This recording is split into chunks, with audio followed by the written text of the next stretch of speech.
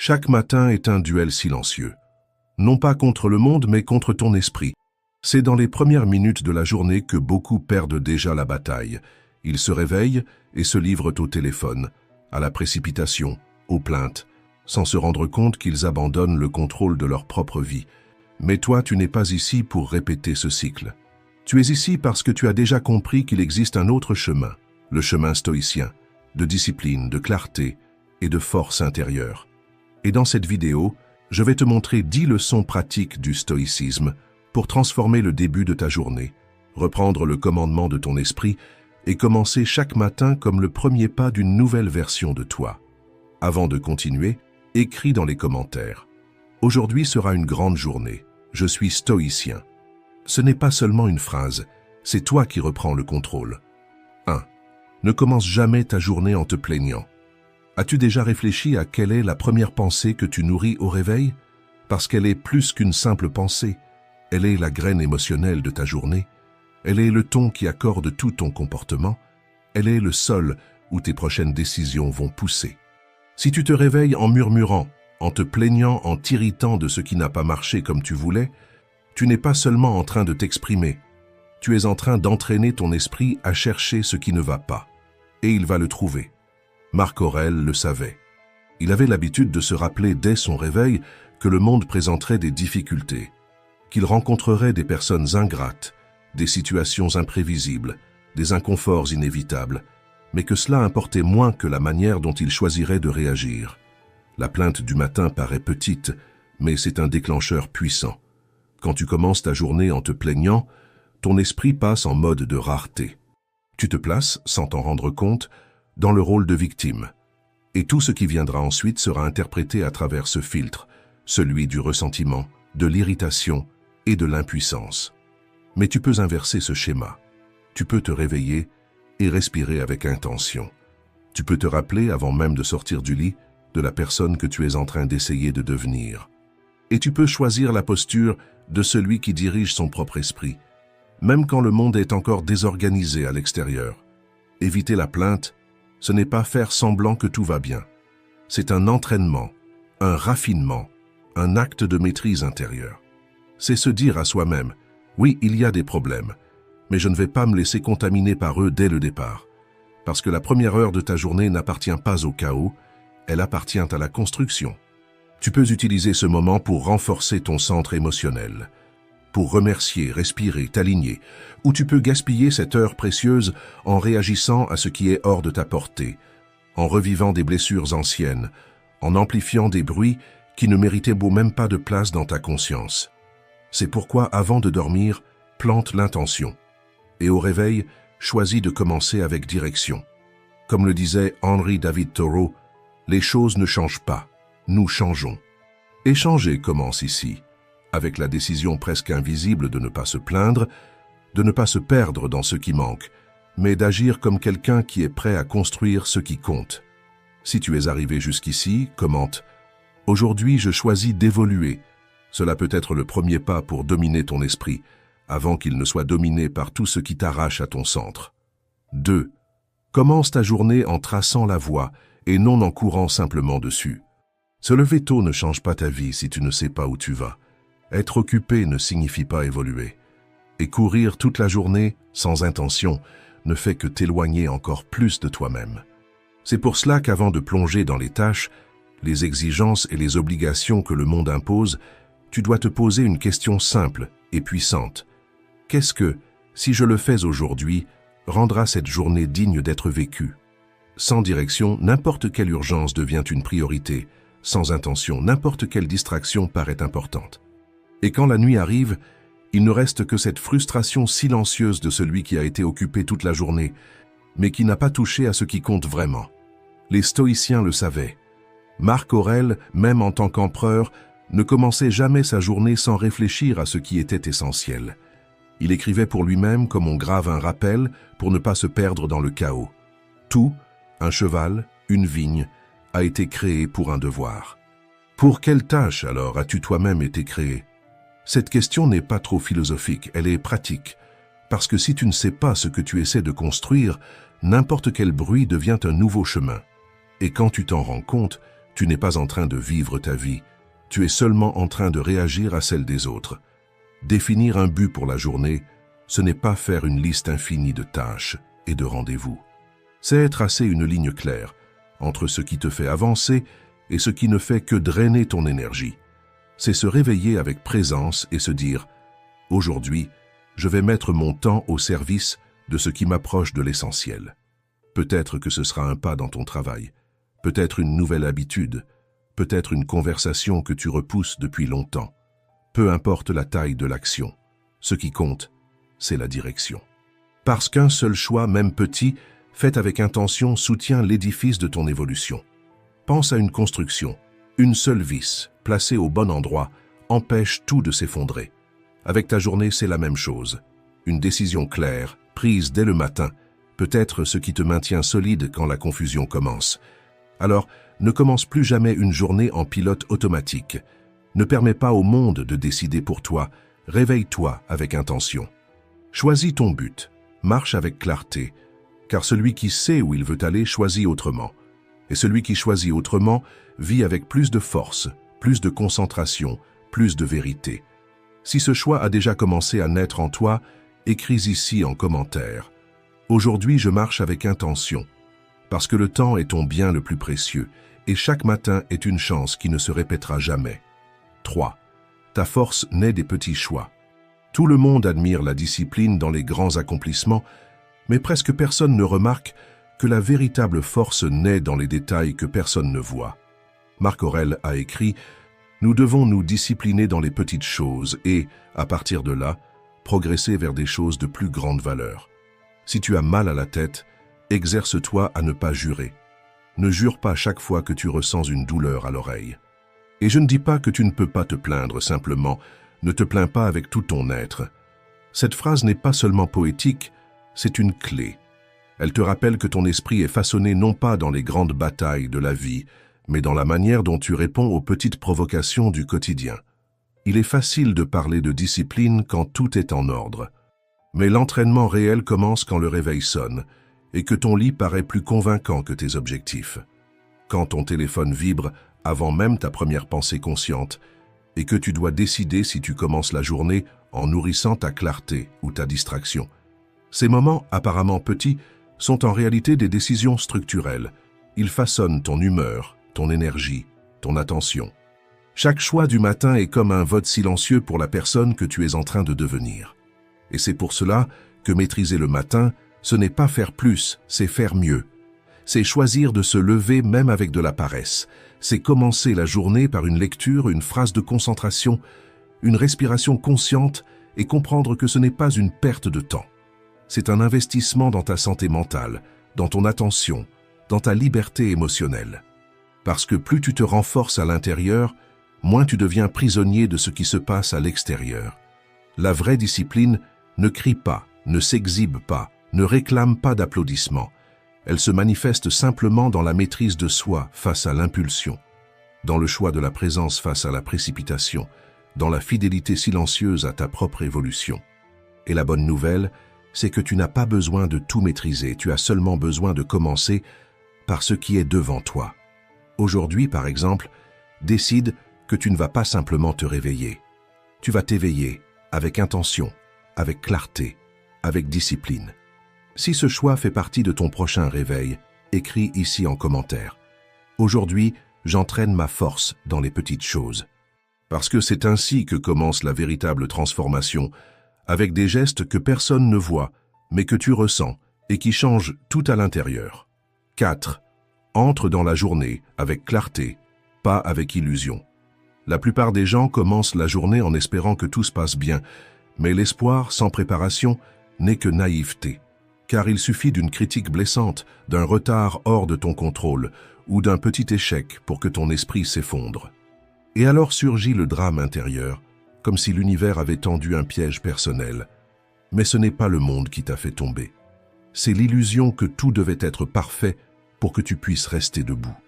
Les stoïciens le savaient, et c'est pour cela qu'ils pratiquaient chaque jour un exercice appelé Praemeditatio Malorum, la préméditation des mots. Ils s'asseyaient, respiraient profondément et imaginaient tout ce qui pouvait mal tourner. Imprévus, pertes, critiques injustes, échecs douloureux, projets qui s'effondrent. Mais ce n'était pas pour nourrir la peur, c'était pour désactiver l'impact émotionnel avant même qu'il n'arrive, car quand tu as déjà visité mentalement le terrain de la douleur réelle ne t'anéantit pas. Tu deviens comme un commandant qui étudie la carte de la bataille avant d'entrer sur le champ. Il sait où se trouvaient les risques, et lorsque la tempête éclate, il agit sans céder à la panique. Cette pratique n'a rien de négatif, elle est lucidité. Elle consiste à se renforcer avant la chute, à ne pas être dominé par l'émotion lorsque l'imprévu frappe à la porte. Pense à aujourd'hui.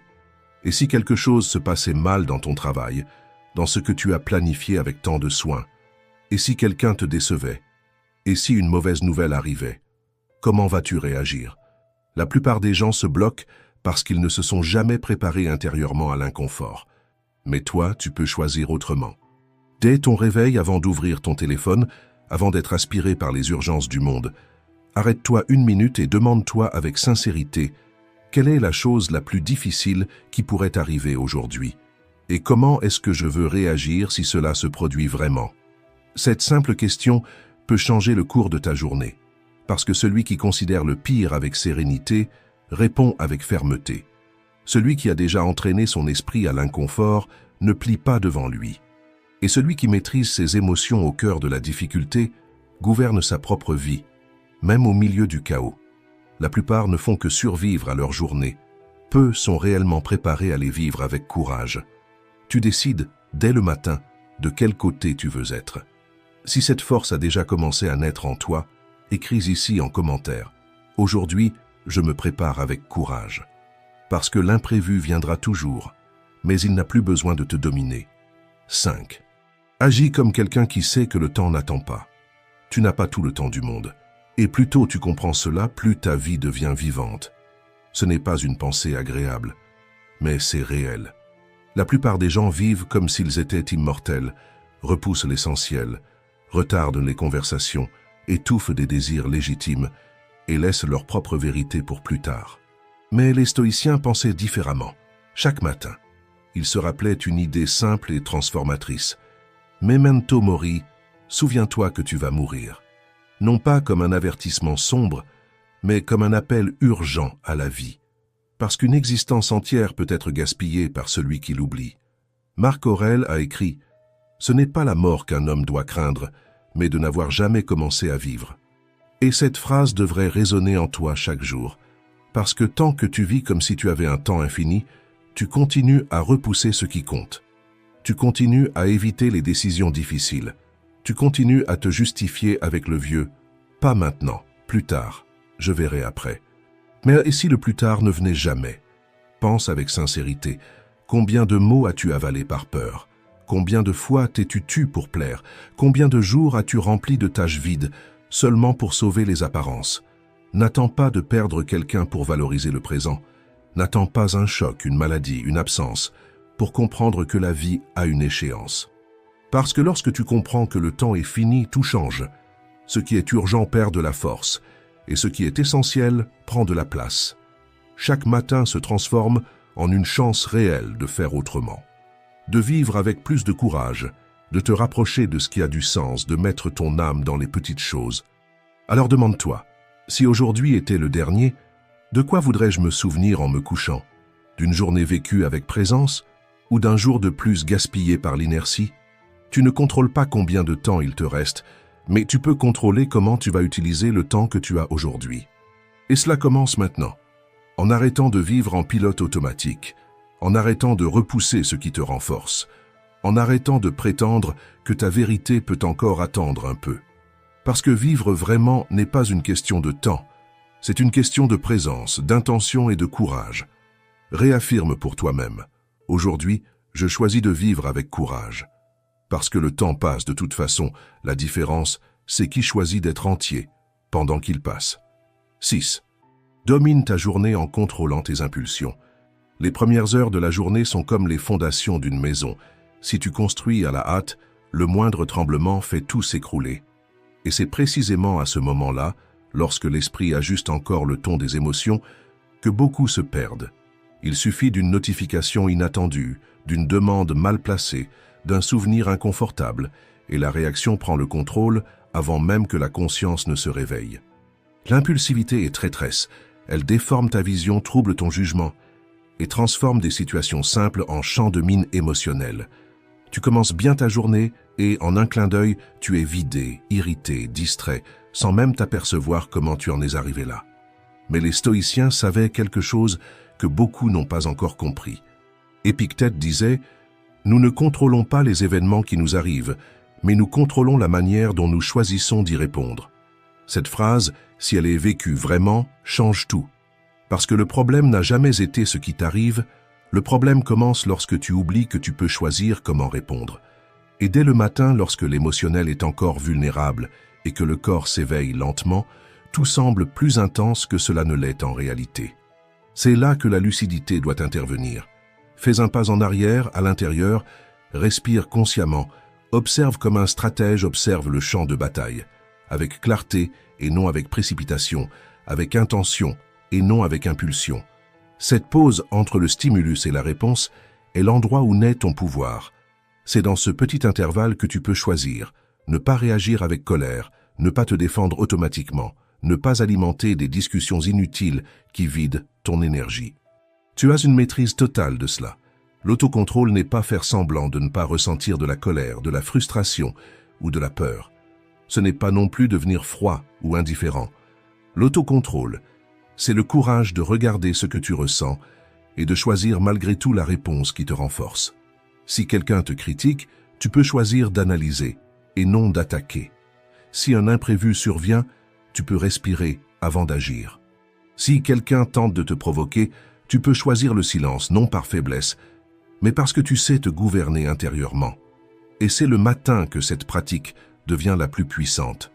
Si tu entraînes ton esprit à rester centré dès le réveil, tu crées un bouclier émotionnel qui t'accompagne pour le reste de la journée. Au bout du compte, ta paix ne dépendra pas de ce qui t'arrive, elle dépendra de la manière dont tu réponds à ce qui t'arrive. Et chaque fois que tu choisis la lucidité plutôt que la précipitation, le centre plutôt que l'impulsivité, tu réaffirmes le leadership le plus important de tous, le leadership sur toi-même. Si telle est ta nouvelle forme de contrôle émotionnel, laisse dans les commentaires « Aujourd'hui, je choisis de répondre avec lucidité ». Dominer le matin, c'est avant tout ne pas se perdre dans des réactions vides. C'est apprendre à devenir le maître de ton propre état intérieur. 7. Vis un jour libéré du poids de devoir plaire aux autres. Avant même d'entendre ta propre voix, tu commences déjà à entendre le monde. Tu ouvres les yeux et tu es bombardé d'images, de messages et d'exigences. Les réseaux sociaux te dictent ce qu'est la réussite. Les notifications t'obligent à répondre et ton esprit, encore en train de s'éveiller, commence déjà à chercher l'acceptation, comme si tu devais te justifier d'exister. Tu n'as même pas fini de respirer et tu cherches déjà à t'adapter. À plaire, à prouver, à appartenir. Mais cette quête est silencieuse et cruelle, car plus tu dépends du regard des autres, plus fragile tu deviens à l'intérieur. Les stoïciens y voyaient un piège. Sénèque disait « Ne cherche pas l'admiration des autres, ne vis pas de louanges passagères. Ceux qui t'applaudissent aujourd'hui, demain peuvent t'oublier. » Et il avait raison. La valeur qui dépend des applaudissements disparaît dans le silence. Le respect qui dépend des j'aime s'évapore dans la critique. Lorsque tu commences la journée en te demandant « Qu'attend-on de moi ?», tu es déjà en train de te perdre. Ton énergie cesse d'être créative pour devenir réactive. Tu ajustes le ton de ta voix, tu modifies tes décisions. Tu évites de te positionner non par conscience mais par peur. Peur d'être jugé, peur de paraître étrange, peur de décevoir. Mais voici une vérité dure et libératrice. Tu seras jugé de toute façon, même si tu es gentil, même si tu essaies de plaire, même si tu fais tout, même si tu te caches. Alors pourquoi ne pas être jugé pour avoir vécu dans la vérité? Au lieu d'ouvrir ta journée en cherchant l'acceptation, commence par rechercher la cohérence. Demande-toi avec fermeté, qu'est-ce qui est juste pour moi aujourd'hui? Qu'est-ce que je défendrais même sans applaudissements? Tandis que l'approbation est volatile, l'intégrité te renforce. Elle est le gouvernail qui maintient ta direction, même quand tout autour cherche à te détourner. Quand tu cultives cette habitude dès le matin, ta présence change. Tu marches avec plus de fermeté. tu parles avec plus de clarté. Tu agis avec plus de détermination et, ironiquement, c'est quand tu cesses de mendier l'approbation que tu commences à être vraiment respecté. Si cela a eu du sens pour toi, écris ici en commentaire. Aujourd'hui, j'agis avec vérité, pas avec peur. Ce petit choix, répété chaque jour, est le début de ta liberté émotionnelle. 8. Pratique la gratitude avant que la rareté ne t'engloutisse. La plupart des gens ouvrent les yeux et dès la première pensée activent déjà la sensation du manque. Ce qui est en retard, ce qu'ils n'ont pas encore accompli, ce qui doit changer pour peut-être un jour se sentir complet.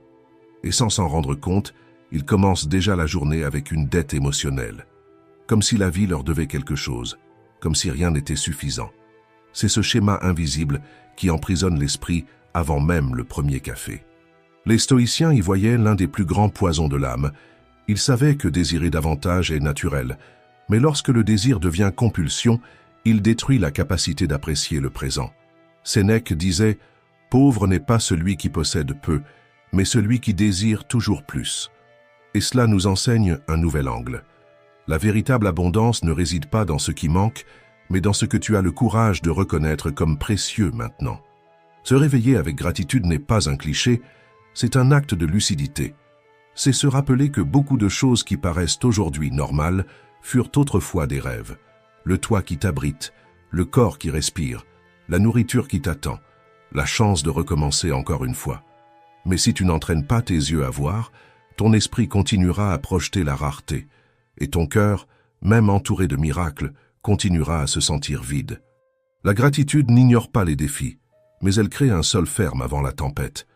Elle réorganise ton énergie, ralentit la comparaison et ramène ton attention là où la vie se déroule réellement, le présent. Et le meilleur, la gratitude peut s'entraîner. Tu n'as pas besoin de grandes conquêtes pour le ressentir. Parfois, tout ce qu'il faut, c'est une pause d'1 minute pour remarquer. Le soleil s'est encore levé, ton corps bouge encore, le café est encore chaud. Une pratique simple et puissante. Chaque jour, avant d'ouvrir n'importe quel réseau social, impose-toi un péage. Écris 3 choses pour lesquelles tu es sincèrement reconnaissant. Peu importe la taille, cela peut être ton travail, ta famille, le lit dans lequel tu as dormi. Ce qui compte, c'est la vérité du sentiment. Ce geste ne change pas seulement la tonalité de ta pensée, il change ta vibration, ta capacité à remercier augmente. Parce que celui qui commence la journée avec gratitude commence déjà avec le cœur rempli, et celui qui est rempli à l'intérieur ne se perd pas dans le vide de la comparaison, ni dans l'anxiété de ce qui n'est pas encore arrivé. Commencer avec gratitude, c'est placer ton âme au bon endroit avant d'affronter le monde. C'est te dire à toi-même, dès le matin, « Je n'ai pas tout, mais j'ai assez pour commencer avec fermeté. » Aujourd'hui, écris dans les commentaires, « Je commence avec gratitude parce que… » et complète avec ce qui soutient ton âme, même dans les jours difficiles. Reviens à cet espace chaque fois que tu sens que tu es en train de te perdre, parce que celui qui construit sa vie sur la gratitude peut tomber, mais ne se sent jamais vide.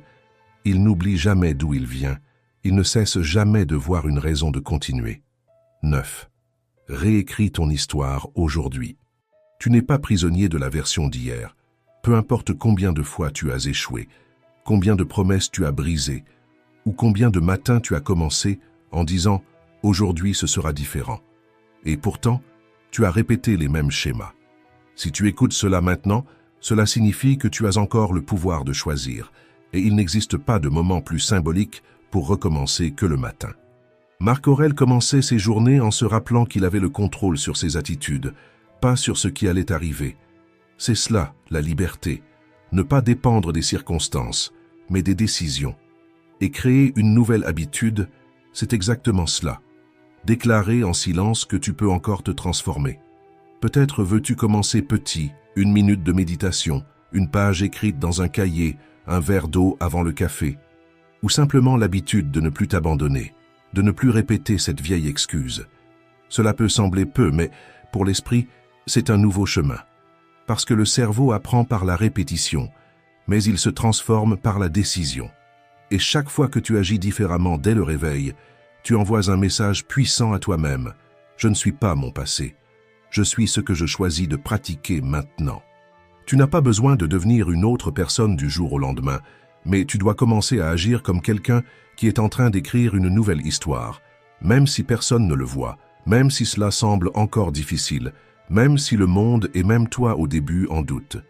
Toute transformation commence ainsi, par un acte simple de courage, répété en silence, jusqu'à ce qu'il cesse d'être un effort et devienne une identité.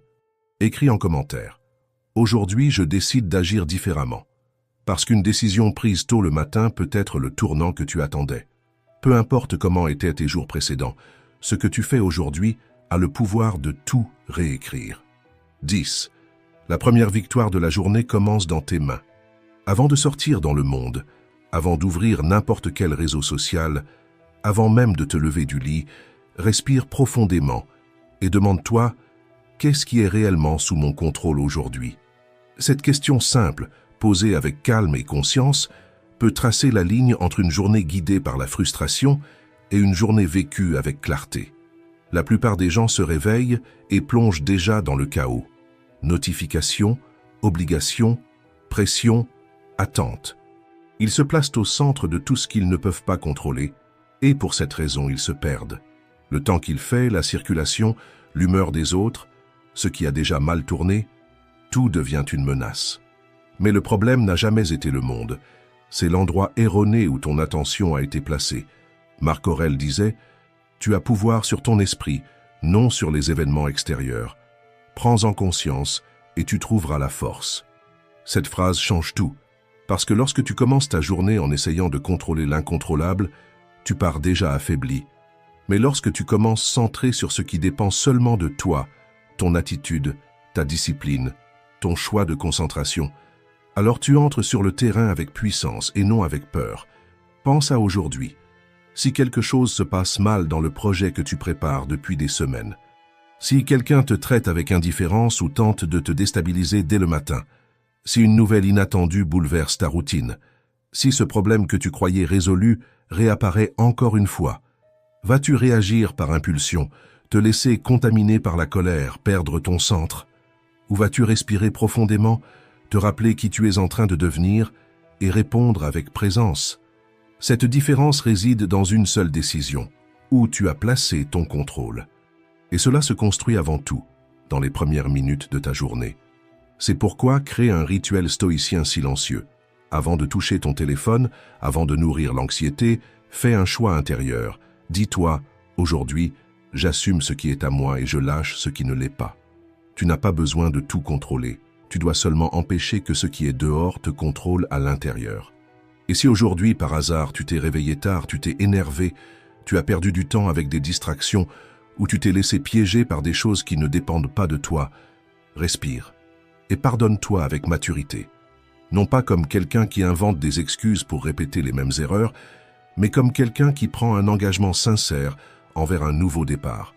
Parce que tu n'as pas besoin de gagner tout le mois, ni toute l'année. Tu as seulement besoin de lutter pour une seule journée. Et comme l'a dit Mary Pickford, tout le monde peut lutter pour un jour. Et si cette conscience a déjà commencé à s'éveiller en toi, écris ici en commentaire. Aujourd'hui, je me concentre sur ce que je peux contrôler. Parce que c'est ainsi qu'on maîtrise l'esprit, une pensée à la fois, un choix chaque matin. Et si cette vidéo a eu du sens pour toi, mets un j'aime, commente et partage. Merci d'avoir regardé.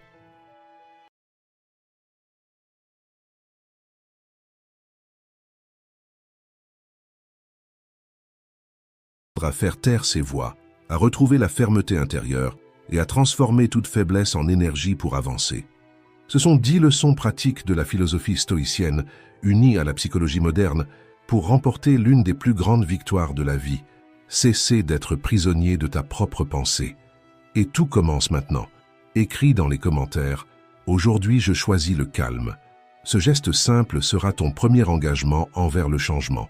Avant la première leçon, mets un like, commente et partage cette vidéo. Ainsi, ce message pourra atteindre d'autres personnes qui ont elles aussi besoin d'éveiller leur propre force. Maintenant, commençons. Leçon 1. Mets de l'ordre dans ton esprit. Ton esprit est comme une maison, et chaque jour tu ouvres la porte pour laisser entrer des milliers de pensées. Certaines sont des hôtes précieux, qui apportent clarté et force, d'autres sont des intrus, qui répandent le désordre, casse les meubles et laisse tout en désordre. La plupart des gens ne s'en rendent pas compte, mais vivent en laissant les intrus dominer. Ce sont ces voix qui répètent « encore une erreur à collectionner », encore une occasion perdue à se rappeler. Ce dialogue intérieur agit comme un sac à dos lourd dans un marathon. À chaque pas, l'effort augmente, jusqu'à ce que le parcours devienne impossible. Le problème, ce n'est pas la course, c'est le poids que, sans t'en rendre compte, tu choisis de porter. Marc Aurèle a écrit « Le bonheur de ta vie dépend de la qualité de tes pensées ». Il avait raison. Si les pensées sont des graines, tu dois choisir avec soin ce que tu plantes, car tôt ou tard, tout ce qui a été semé va fleurir en toi. Carl Jung avertissait aussi « Tant que tu ne rends pas l'inconscient conscient, il dirigera ta vie, et tu l'appelleras destin ». Cela signifie que, lorsque tu n'observes pas ce qui se répète dans ton esprit, tu commences à croire que la vie n'est que malchance, destin ou injustice, alors qu'en réalité, bien souvent, c'est l'écho de tes propres pensées non questionnées. Chaque critique que tu répètes contre toi-même devient une brique dans cet inconscient. Avec le temps, ces briques construisent des murs invisibles qui limitent tes choix, te font hésiter, refuser des opportunités et croire que tu n'es pas capable. Tu penses décider librement, mais en vérité tu suis un scénario caché, écrit par tes propres autocritiques. C'est ainsi que les schémas négatifs grandissent, comme des monstres invisibles qui finissent par façonner tes décisions et déformer la façon dont tu te perçois. Ils volent ta clarté, te convainquent que tu ne mérites pas et transforment les erreurs en chaînes qui te maintiennent prisonnier. Les stoïciens avaient un antidote puissant. Au lieu de s'enliser dans l'autocritique, ils transformèrent les erreurs en apprentissage. Sénèque disait « L'erreur est humaine, mais persévérer dans l'erreur est diabolique. Il ne s'agit pas de nier les fautes, mais de les corriger, d'en grandir et d'avancer. Continuer à se punir, c'est comme ramer à contre-courant sans voir que la barque est percée. Quand tu ajustes ton dialogue intérieur, c'est comme réparer la barque. Elle commence à naviguer dans la bonne direction, et le courant qui auparavant t'engloutissait se met à te pousser vers l'avant. Voici une pratique stoïcienne simple. Chaque fois que tu fais face à une erreur ou à un défi, écris les phrases que tu utilises contre toi-même. Lis-les à voix haute et demande-toi « Dirais-je cela à quelqu'un que j'aime ?» Si la réponse est non, reformule. Remplace « Je ne fais jamais rien de bien » par « J'apprends » et cela prend du temps. Chaque soir, réfléchis « Aujourd'hui, ai-je parlé avec douceur à moi-même ? Que puis-je améliorer demain ?» Peu à peu, ton esprit cesse d'être un champ de bataille et devient un espace de clarté et de force. Cet exercice simple t'empêche de rester l'ennemi qui s'attaque en silence et te transforme en l'allié qui soutient, fortifie et guide. Et lorsque tu décides de te traiter avec respect, même face aux erreurs, quelque chose de puissant se produit. La voix qui autrefois te faisait tomber commence à te soutenir, et l'esprit qui était un champ de bataille devient l'endroit le plus sûr pour exister.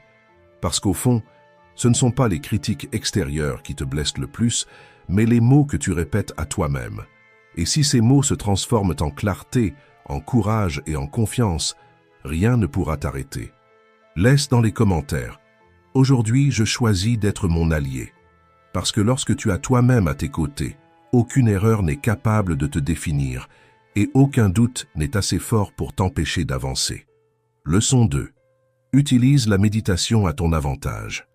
L'esprit humain est comme un lac. Lorsqu'il est agité, on ne peut pas en voir le fond. Mais lorsque l'eau s'apaise, tout devient clair. C'est exactement ce que la méditation apporte, la clarté. En fermant les yeux quelques minutes, en te concentrant uniquement sur ta respiration, tu crées un espace entre toi et tes pensées. Il ne s'agit pas de cesser de penser, mais d'observer les pensées sans être emporté par elles. Les stoïciens pratiquaient déjà quelque chose de très similaire. Marc Aurèle, dans ses méditations écrites, notait des réflexions qui l'aidaient à comprendre ses impulsions et ses émotions. Pour lui, méditer signifiait revenir au centre, retrouver la raison au milieu de la tempête. Aujourd'hui, la science confirme ce que les philosophes pressentaient déjà. La méditation réduit l'anxiété, améliore la concentration et renforce l'autocontrôle. C'est comme aiguiser la lame de l'esprit chaque jour. Commence simplement. Assieds-toi en silence pendant 5 minutes, respire profondément et observe. Si ton esprit s'évade, ramène-le doucement. Et souviens-toi, méditer, ce n'est pas fuir la vie, c'est se préparer à mieux la vivre.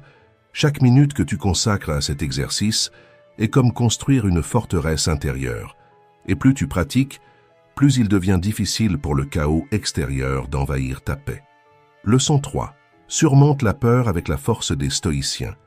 Combien d'opportunités as-tu déjà laissé passer parce que tu imaginais ce que les autres pourraient penser? Combien de rêves sont restés dans un tiroir parce que la peur d'échouer semblait plus grande que l'envie d'essayer? La peur est comme un labyrinthe de portes verrouillées. Plus tu évites la confrontation, plus ces portes semblent se multiplier, t'entourant de tous les côtés. Elles ne limitent pas seulement tes actions, elles volent aussi ton potentiel, transformant les possibilités en regrets silencieux. Mais voici la vérité. Le problème n'est pas la peur en elle-même, c'est la nourriture que tu lui donnes. Plus tu crées de scénarios désastreux dans ton esprit, plus la peur grandit comme une ombre qui paraît immense jusqu'à ce que tu réalises que ce n'était qu'un simple reflet sans substance. Ce que tu nourris prospère et ce que tu affrontes diminue. Marc Aurèle a écrit « Si quelque chose d'externe te cause de l'anxiété, ce n'est pas cela qui te trouble, mais le jugement que tu portes sur cela. Et tu peux changer ce jugement immédiatement. » Voilà la clé. Changer le jugement, c'est changer la taille de la peur. Pense à la peur comme à une pièce sombre. De loin, tout semble menaçant. Des formes étranges, des silhouettes inquiétantes. Mais lorsque tu allumes la lumière, tu réalises qu'il n'y avait pas de monstre, seulement de la poussière accumulée.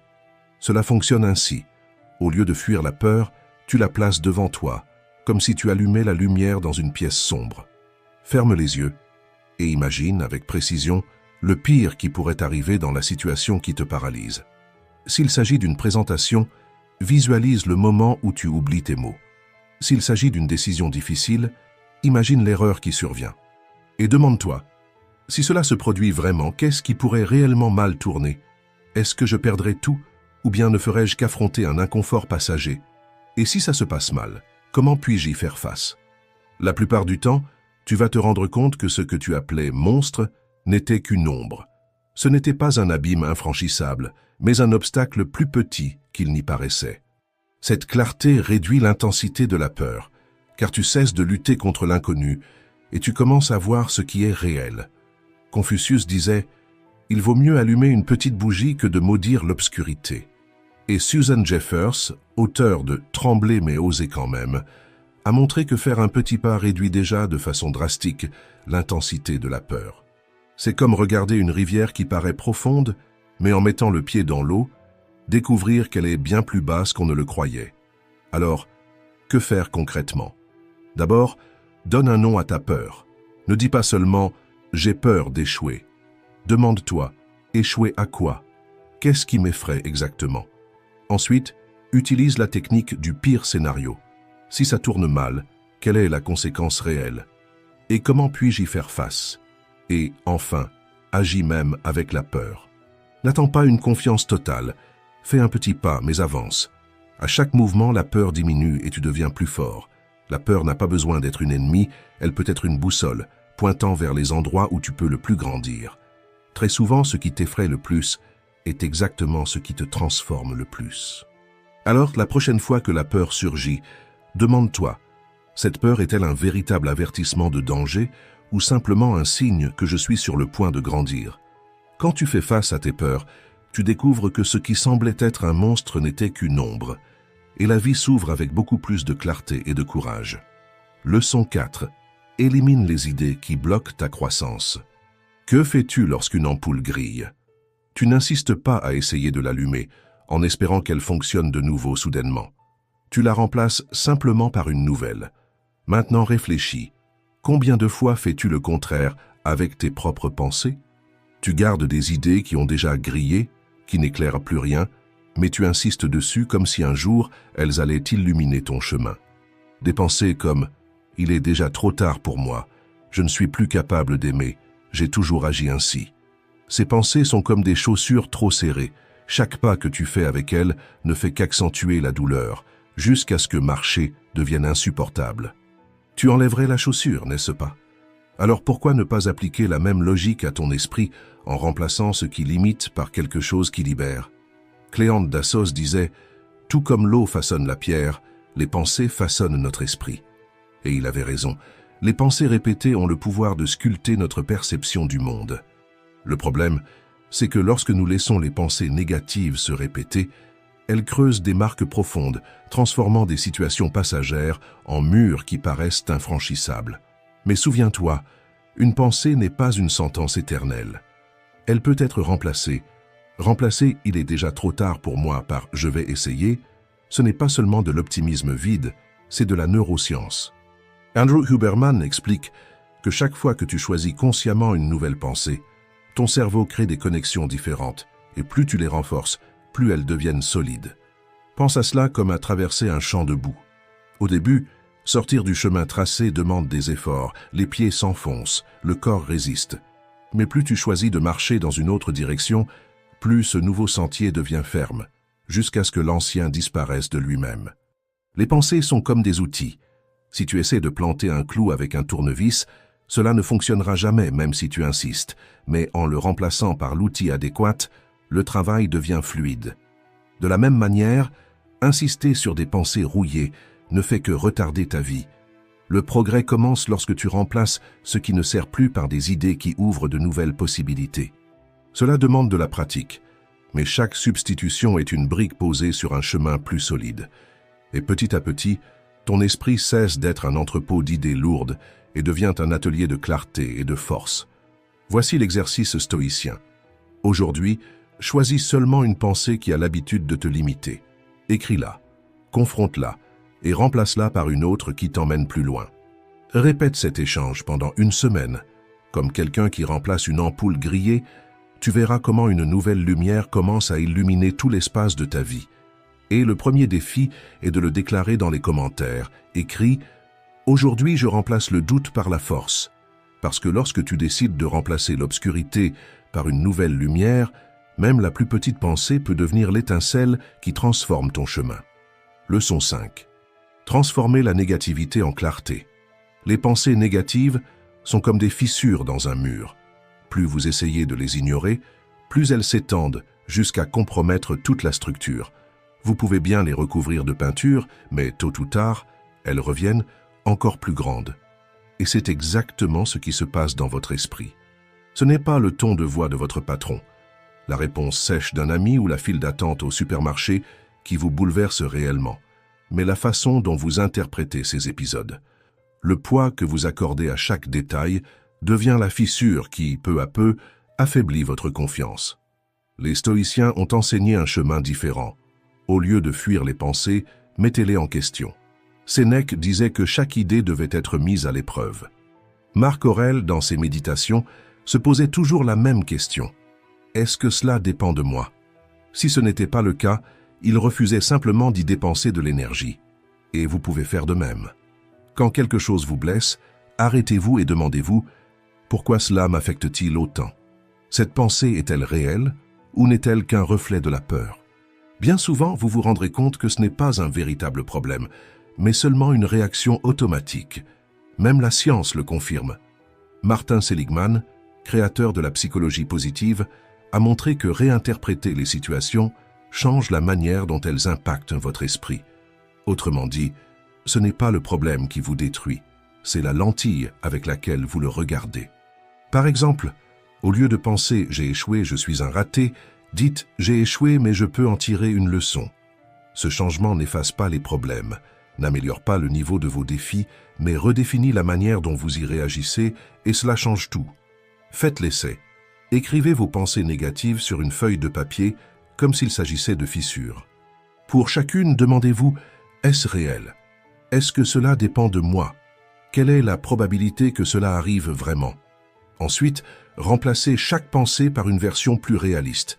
Par exemple, « je n'y arriverai jamais » peut devenir « je vais avancer pas à pas et continuer à apprendre ». Mais il ne suffit pas seulement d'identifier. Comme dans une rénovation, trouver la fissure ne résout rien. Il faut agir. Demandez-vous, quel est le plus petit pas que je peux faire maintenant pour changer cela? Parce que chaque action, même minime, est comme renforcer les fondations de votre esprit. Et plus vous pratiquez, plus vous vous rendez compte. Ce ne sont pas les pensées qui contrôlent votre vie. C'est vous qui choisissez lesquelles méritent une place. Voilà la véritable liberté et le commencement de votre force intérieure. Leçon 6. Vois au-delà de l'évidence, la vision transformatrice du stoïcisme. Imagine regarder une ville depuis le hublot d'un avion. En bas, la circulation qui semblait insupportable se réduit à de fines lignes de lumière en mouvement. Rien n'a changé dans la ville, mais la perspective a tout changé. Il en va de même pour la vie. Lorsque tu es plongé dans un problème, il paraît immense, insupportable. Mais lorsque tu prends du recul, tu comprends que ce n'est qu'une partie de ton histoire et non l'histoire entière. Marc Aurèle utilisait constamment cet exercice. Il se rappelait la grandeur du cosmos, l'immensité de l'univers face à la brièveté de la vie. Cette pensée ne l'attristait pas, au contraire. Elle le libérait de l'obsession pour des détails insignifiants. Combien de fois un détail simple n'a-t-il pas déjà pris possession de toute ta journée? Une critique sévère reçue au travail que tu as ruminé pendant des heures. Un message qui n'est jamais arrivé et qui t'a laissé imaginer 1000 choses. Ou bien quelqu'un qui n'a pas répondu à tes attentes. Et soudain, toute ton énergie a été aspirée par cela. À cet instant-là, cela semble être la fin du monde. Mais lorsque tu regardes d'en haut, tu vois que ce n'est rien d'autre qu'une goutte dans un océan bien plus vaste. Demande-toi, ce qui m'inquiète aujourd'hui aura-t-il de l'importance dans 1 an ou dans 5? Bien souvent, la réponse sera non, et à ce moment-là, le poids commencera à diminuer. Voir la vie d'en haut n'efface pas les problèmes, mais les remet à leur juste place. Et lorsque tu parviens à faire ce pas de recul, ce qui paraissait être une montagne se révèle simplement comme une pierre sur le chemin. 7. Sois plus fort que l'environnement qui t'entoure. As-tu déjà remarqué comment l'humeur des personnes autour de toi peut complètement changer ta journée? L'influence de l'environnement est silencieuse, mais puissante. C'est comme entrer dans un petit restaurant et que quelqu'un à côté porte un parfum très fort. Même si tu n'as mis que peu de parfum, l'odeur imprègne déjà tes vêtements et même ta peau. De la même manière, la négativité fonctionne comme une fumée invisible. Tu commences la journée motivé, mais après tant de plaintes et de critiques, ton énergie semble vidée, et sans t'en rendre compte, tu adoptes les mêmes pensées que tu rejetais auparavant. La neuroscience explique cela avec les neurones miroirs, de véritables antennes émotionnelles du cerveau. Ils nous relient aux émotions des personnes qui nous entourent. C'est pourquoi vivre avec quelqu'un constamment négatif peut te façonner, sans que tu t'en aperçoives, comme si tu étais entraîné par la même fréquence. Mais il existe une sortie, pense à une chambre pleine de fumée. Tu peux ouvrir les fenêtres, mettre en marche un ventilateur ou simplement en sortir. Avec l'esprit, c'est la même chose. Tu peux choisir ce que tu laisses entrer et ce que tu gardes dehors. Sénèque conseillait « Entoure-toi de personnes qui peuvent t'élever et en même temps cherche à élever les autres. » Cela ne signifie pas vivre dans l'isolement, mais savoir filtrer ce qui mérite ton attention et ton énergie. Si tu laisses tout entrer sans filtre, c'est comme habiter une maison sans porte pendant une tempête.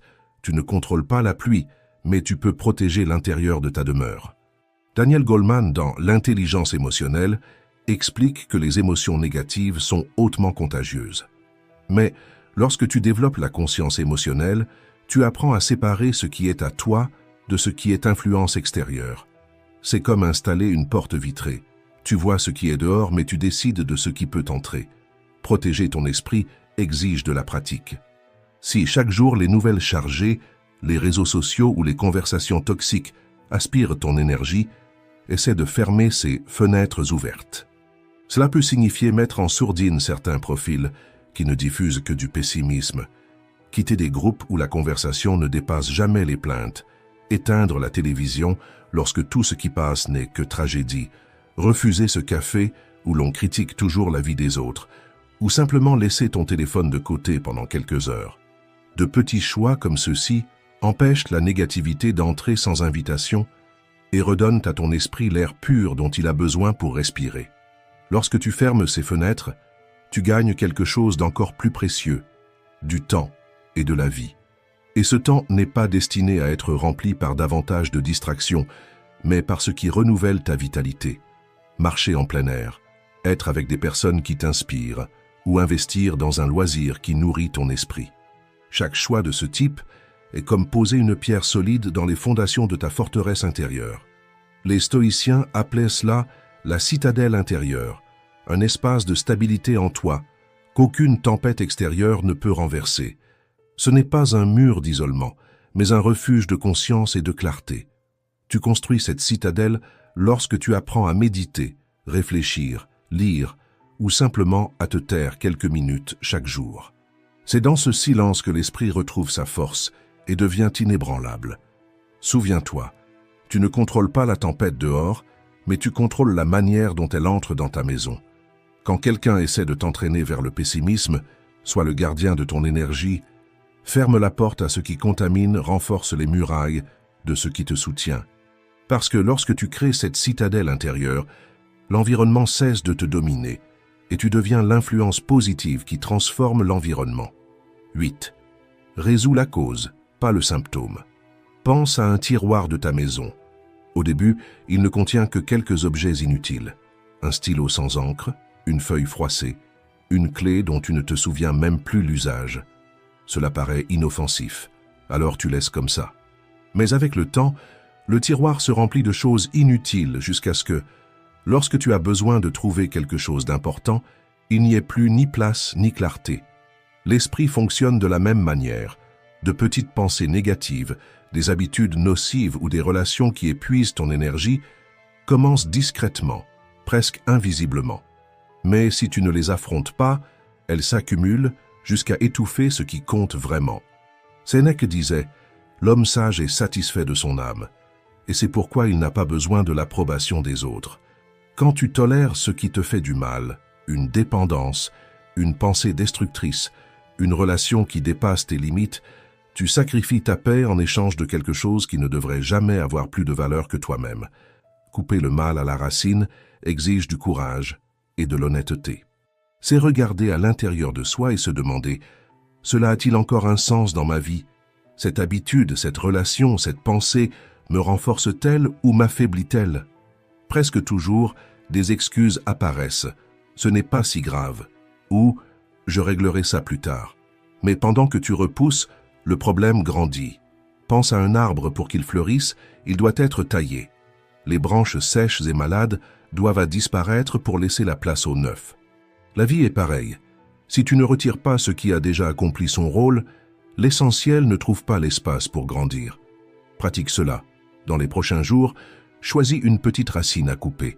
Cela peut être une habitude qui vole ton énergie, une critique intérieure que tu répètes sans t'en rendre compte, ou même une relation qui a déjà perdu le respect. Enlève ce poids de ton tiroir mental. Tu n'as besoin de te justifier auprès de personne. L'engagement est avec ta clarté et ta liberté.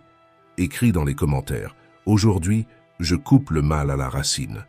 Parce que la vie ne consiste pas à tout accumuler, mais à choisir avec intention ce qui vaut la peine d'être conservé. Chaque fois que tu retires ce qui t'enchaîne, tu ouvres de l'espace pour ce qui te fait vraiment fleurir. Leçon 9. Sois plus fort que les difficultés de la vie.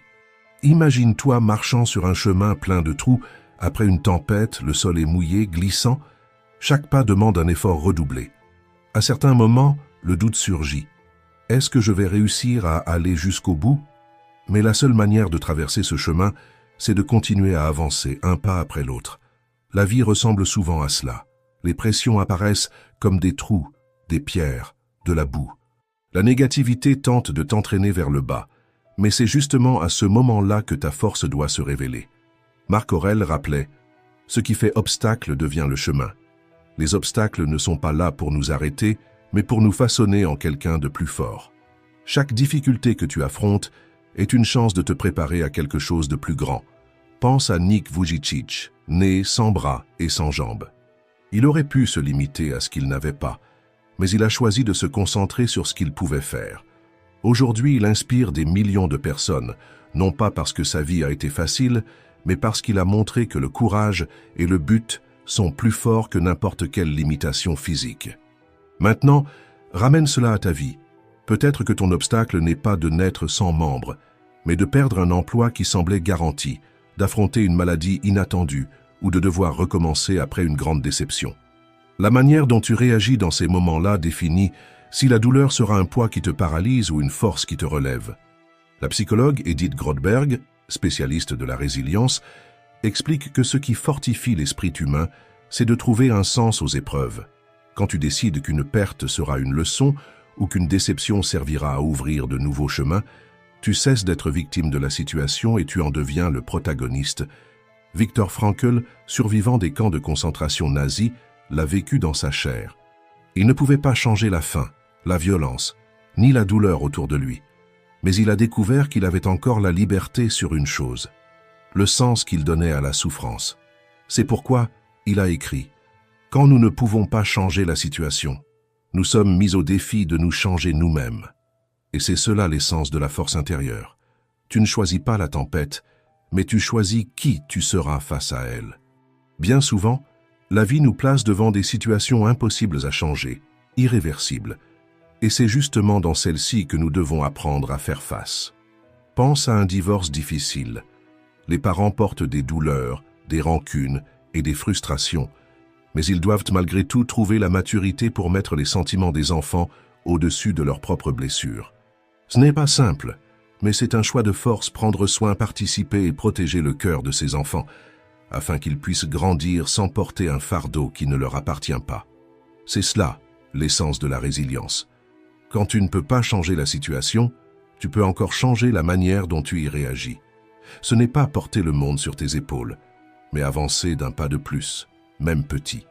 Dans un divorce, par exemple, ce pas peut être choisir de parler calmement au lieu de se disputer, participer à un moment important de la vie des enfants malgré ton cœur blessé, ou simplement décider d'être présent malgré la douleur. Chaque geste de ce genre ne résout pas tout d'un coup, mais construit petit à petit un chemin plus sain pour tous. Et c'est exactement cela que la vie nous demande. Des pas. Car chaque pas, aussi petit qu'il paraisse, t'approche de l'endroit où tu veux arriver. Peut-être que tu ne vois pas encore toute la route, mais en avançant, elle s'ouvre devant toi. Écris dans les commentaires « Aujourd'hui, je choisis de faire le pas suivant ». Car ce choix peut sembler petit, mais il change tout, ton focus, ton énergie et tes résultats. Et surtout, il change la manière dont tu te perçois.